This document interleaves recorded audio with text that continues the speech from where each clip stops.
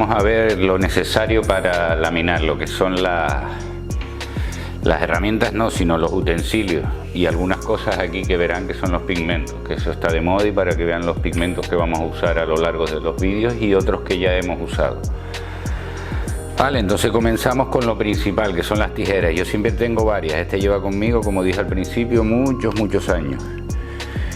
Y es la segunda. De esta yo tengo por ahí, que está en alguna caja, que algún día la encontraremos cuando nos mudemos. Más finita que esta, que se ha afilado y se ha hecho más pequeña. Y siempre es tener buenas de recambio. Esta es de peluquero, que yo ya la usaba mucho para el flip glass, para las puntas y para si quedaba algún fallo poder manejar fácil. Después tenemos los squeegees, que ya los vieron ustedes en los vídeos de laminación. Estos son los dos que ustedes más ven. Este es el que se suele ver más a menudo, y este cuando consiga, porque este es el mediano, hay uno más largo, pero se partió con lo que yo he explicado, que son unos plásticos muy endebles. Este es más duro. Después tenemos la cinta, diferentes tipos. Esta que es cuando pegas los tapones en el foam directo, porque el pegue aguanta más que esta blanca para que no se suelte y se te cambie el ángulo. Y después tenemos estas de 5 centímetros, 50 milímetros, y esta que es un poquito más de la mitad. Aquí ustedes me ven que yo no uso estos cacharros de medición, pero en la ferretería se están viendo esto y no son muy caros, y estos cacharros son buenos para que ustedes lleven un control, ¿sabes? Y así van calculando las resinas que usan y todo eso. Y esto aguanta acetona un poco, entonces cuando acaban los curren, lo puedes lavar o darle catalizador y después desmoldear hasta que te aguante, ¿sabes? Porque ya después cuesta que se despegue. Vale. Después brocha, una finita que la han visto para los tapones, cuando hay que poner los Future o los FCS2, y esta es para la resina de lijado. Y cuando también en arreglos los han visto, y puedes usar diferentes medidas. Un cúter, que siempre son necesarios. Y aquí tenemos las quillas, que ya lo han visto ustedes en los sistemas de preparación, que esto siempre está en los cuartos de laminado, que es el FCS1, FCS2, el Future y el transportador de ángulos para los ángulos de las quillas.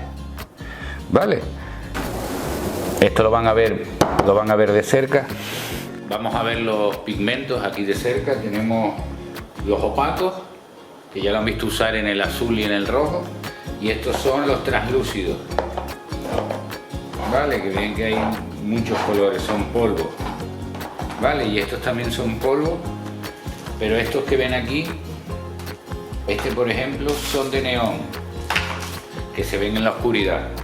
Vale, y estos son para hacer efectos en la resina, en las tablas pigmentadas, para hacer de diferentes colores, y también en el epoxi, que ya lo veremos.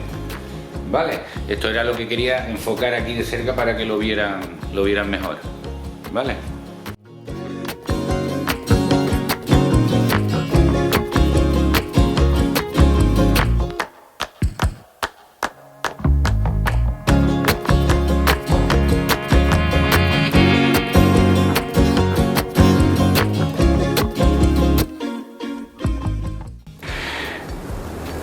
Estos son vídeos cortos, pero son necesarios para que ustedes vean todas las cosas que se han ido usando, porque he hablado tanto, entonces lo enfocamos en un vídeo y ven lo que es necesario para laminar. Aquí se ve que no es mucho el dinero que tienes que poner, ¿sabes?